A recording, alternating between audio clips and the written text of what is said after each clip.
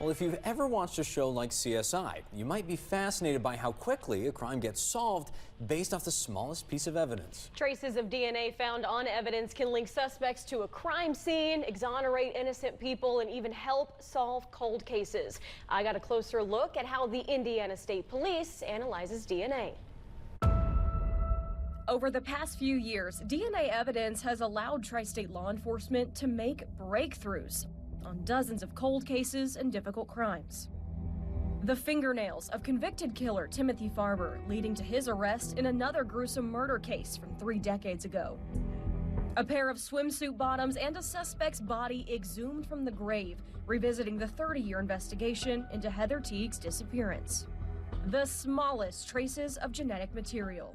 That means I can get DNA evidence from things such as skin cells, blood, semen, saliva, bones, tissues, hairs that have roots. With infinite ways to find it. Sexual assault kits, clothing, bed sheets, bottles, cans, masks, cigarette butts. Those are just to name some of the types of evidence that we typically encounter.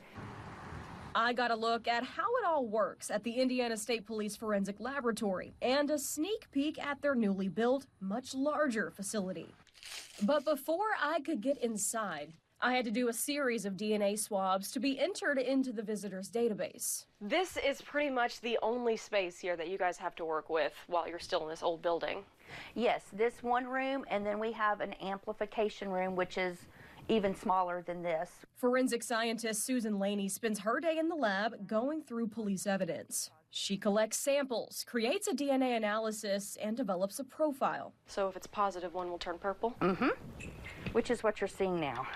Laney leads a laboratory team of 5 analysts serving law enforcement agencies across 20 Indiana counties. She says she has seen it all.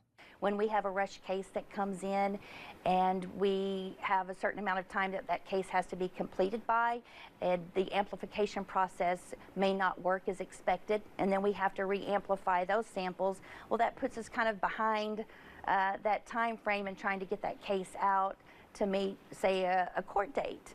So that can be very frustrating and very stressful. Today, Louis Fogel is officially a free man, cleared on all charges thanks to new DNA evidence. But then the next day, it can be rewarding all over again to where we develop DNA, and just maybe that DNA might help to keep someone who is innocent from going to jail.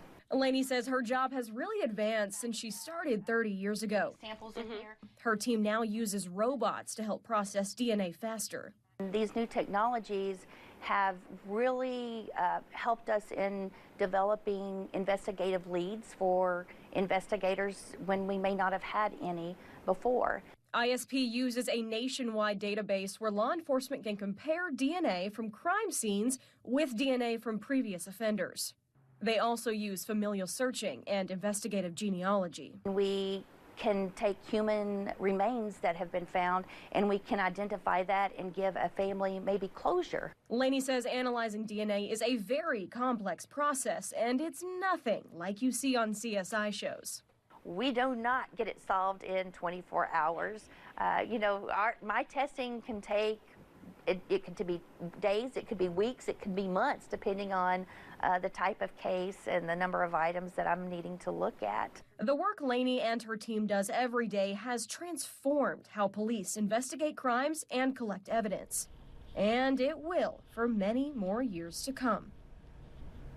Now, the ISP Forensic Lab building has been in operation since the 70s, so Laney and her team say they're really looking forward to moving into that newly built facility soon. It's on Highway 41, not too far from Interstate 64. Laney hopes that this new building will create more opportunities to advance DNA analysis in Indiana by, of course, making room for new technology and even more analysts to work together in the lab.